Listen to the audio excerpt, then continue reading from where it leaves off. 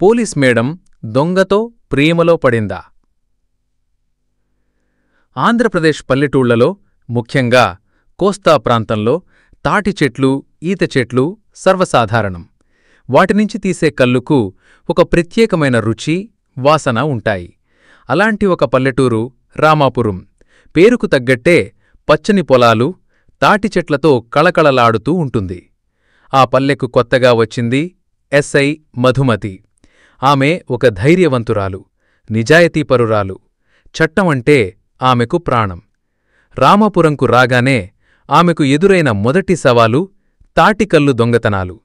రాత్రిపూట తాటి చెట్లకు కట్టిన కుండల్లోని కల్లు మాయం కావడం, దానివల్ల తాటికల్లు వ్యాపారులకు నష్టం రావడం పరిపాటిగా మారింది. ఈ దొంగను పట్టుకోవాలని మధుమతి దృఢంగా నిశ్చయించుకుంది. రామాపురంలో తాటికల్లు కొంగోడు అంటే తెలియనివారుండరు. అతని పేరు సూర్య. కాని అందరూ అతన్ని కల్లు సూర్య అని పిలుస్తారు. సూర్య నిజానికి దొంగ కాదు. అతనిది ఒక పేద కుటుంబం. చిన్నప్పుడే తల్లిదండ్రులు పోవడంతో చెల్లి చదువు, ఇంటి బాధ్యత అతనిపై పడింది. నిజాయితీగా కష్టపడితే పూటగడవని పరిస్థితి. అందుకే రాత్రిపూట తాటికల్లు దొంగతనం చేస్తూ దానిని అమ్మి కుటుంబాన్ని పోషిస్తున్నాడు. అతని దొంగతనం వెనుక ఒక బలమైన కారణముందని పల్లె ప్రజలకు తెలుసు. అందుకే ఎవరూ అతనిని పెద్దగా పట్టించుకోరు. కాని మధుమతికి ఇది కేవలం ఒక నేరం. మధుమతి సూర్యాను పట్టుకోవడానికి వ్యూహాలు పన్నడం మొదలుపెట్టింది.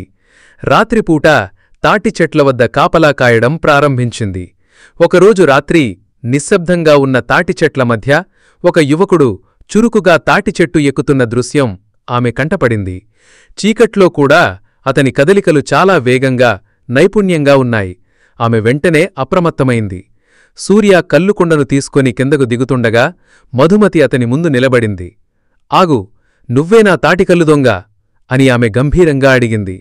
సూర్య ఆమెను చూసి ఒక్క క్షణం నిశ్చేష్టుడయ్యాడు. అతని కళ్లల్లో భయం లేదు, ఆశ్చర్యం మాత్రమే. మధుమతి ప్రశ్న వినగానే సూర్య ఒక్కసారిగా కల్లుకుండను పక్కన పడేసి పరుగులంకించుకున్నాడు. మధుమతి కూడా అతనిని వెంబడించింది. తాటిచెట్లు, పొలాల గట్లపై వారిద్దరి మధ్య ఒక ఉత్కంఠభరితమైన చేజింగ్ జరిగింది. సూర్య పల్లెటూరి వాతావరణానికి అలవాటుపడినవాడు కాబట్టి పొలాల గట్లపై వేగంగా పరిగెత్తగలిగాడు. మధుమతి కూడా అతనికి ఏమాత్రం తీసిపోకుండా వెంటపడింది. చివరికి సూర్య ఒక చిన్న కాలువను దూకి తప్పించుకున్నాడు. మధుమతి నిరాశగా వెనుతిరిగింది. అతని ముఖం స్పష్టంగా కనిపించకపోయినా అతని కళ్ళు ఆమెకు గుర్తుండిపోయాయి. మధుమతి రామాపురంలో తన విధులను నిర్వర్తిస్తూనే పల్లె జీవితానికి అలవాటు పడటం మొదలుపెట్టింది. పల్లె ప్రజల అమాయకత్వం, వారి కష్టాలు, వారి సంతోషాలు ఆమెను ఆకట్టుకున్నాయి. తాటికల్లు దొంగతనం వెనుక ఉన్న కారణాలను తెలుసుకోవాలని ఆమె కనిపించింది. ఆమె కొందరు గ్రామ పెద్దలతో మాట్లాడింది. సూర్య పరిస్థితి, అతని చెల్లి చదువు గురించి తెలుసుకుంది. చట్టం తన పని తాను చెయ్యాలి అనుకున్నా మానవత్వం ఆమెను ఆలోచింపచేసింది. కొన్ని రోజుల తరువాత మధుమతి మళ్లీ తాటికల్లు దొంగను పట్టుకోవడానికి ప్రయత్నించింది. ఈసారి ఆమె మరింత జాగ్రత్తగా ఉంది. సూర్య మళ్లీ కల్లుకుండతో దొరికిపోయాడు. ఈసారి మధుమతి అతనిని పట్టుకోవడానికి సిద్ధంగా ఉంది. వారిద్దరి మధ్య చిన్నపాటి పెనుగులాట జరిగింది. సూర్య ఆమె చేతినుంచి తప్పించుకోవడానికి ప్రయత్నిస్తుండగా అతని చేతికి చిన్న గాయమయ్యింది. ఆ క్షణంలో వారి కళ్ళు కలిశాయి.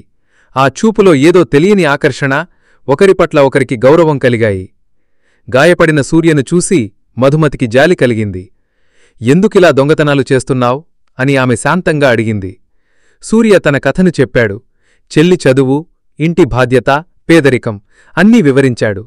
అతని మాటల్లో నిజాయితీ కనిపించింది. మధుమతికి అతని పరిస్థితి అర్థమైంది. నేరం నేరమే, కాని నీ పరిస్థితి అర్థం చేసుకోగలను. నీకు సహాయం చేయడానికి నేను ప్రయత్నిస్తాను, కాని నువ్వు ఈ దొంగతనాలు ఆపాలి అని ఆమె చెప్పింది. సూర్య ఆశ్చర్యపోయాడు. ఒక పోలీస్ అధికారి తన పట్ల ఇంత మానవత్వంతో వ్యవహరించడం అతను ఊహించలేదు. ఆ సంభాషణ తర్వాత మధుమతి సూర్యకు సహాయం చేయడానికి మార్గాలను అన్వేషించింది. అతని చెల్లి చదువుకు సహాయం చేయడానికి కొన్ని స్వచ్ఛంద సంస్థలతో మాట్లాడింది. సూర్యాకు ఒక చిన్నపాటి ఉద్యోగం ఇప్పించడానికి ప్రయత్నించింది. వారిద్దరి మధ్య ఒక అనుకోని స్నేహం చిగురించింది. సూర్య ఆమెను చూసినప్పుడు భయం బదులు గౌరవం, కృతజ్ఞత కనిపించాయి. మధుమతి కూడా అతని నిజాయితీని, కష్టపడే తత్వాన్ని మెచ్చుకుంది. మధుమతి, సూర్యాల మధ్య పెరుగుతున్న సాన్నిహిత్యం పల్లె ప్రజల దృష్టిని ఆకర్షించింది. ఒక పోలీస్ అధికారి ఒక దొంగతో స్నేహం చేయడం వారికి ఆశ్చర్యం కలిగించింది.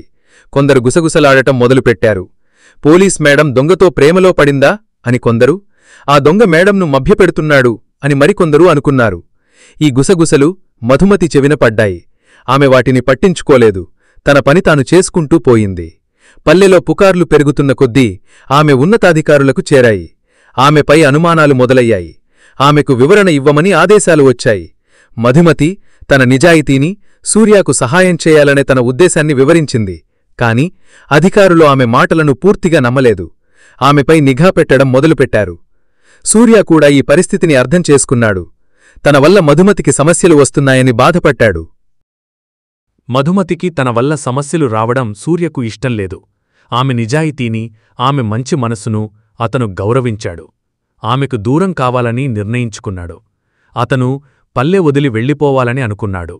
తన చెల్లిని హాస్టల్లో చేర్పించి తను ఎక్కడికైనా వెళ్లి కష్టపడి బతకాలని నిర్ణయించుకున్నాడు. ఈ నిర్ణయం మధుమతికి చాలా బాధ కలిగించింది. సూర్య నిర్ణయం విన్న మధుమతికి అతనిపై ప్రేమ మరింత పెరిగింది. అతని త్యాగం ఆమెను కదిలించింది.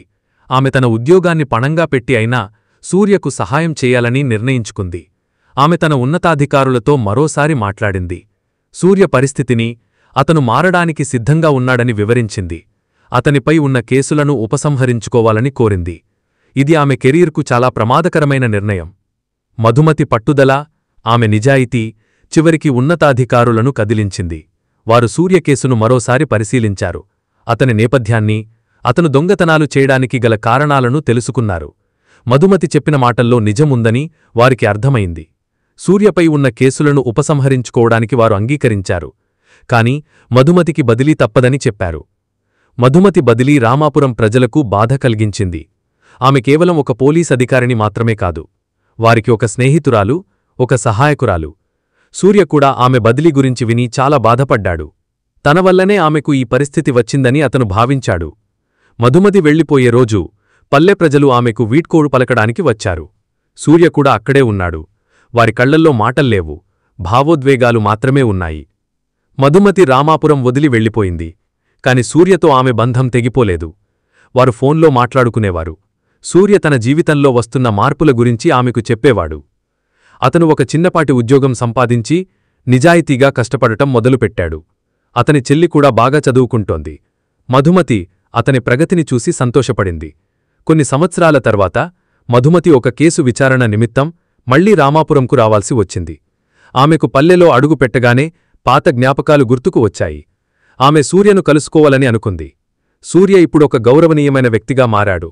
అతను ఒక చిన్న వ్యాపారం ప్రారంభించి పల్లె ప్రజలకు సహాయం చేస్తున్నాడు. వారిద్దరూ మళ్లీ కలుసుకున్నారు.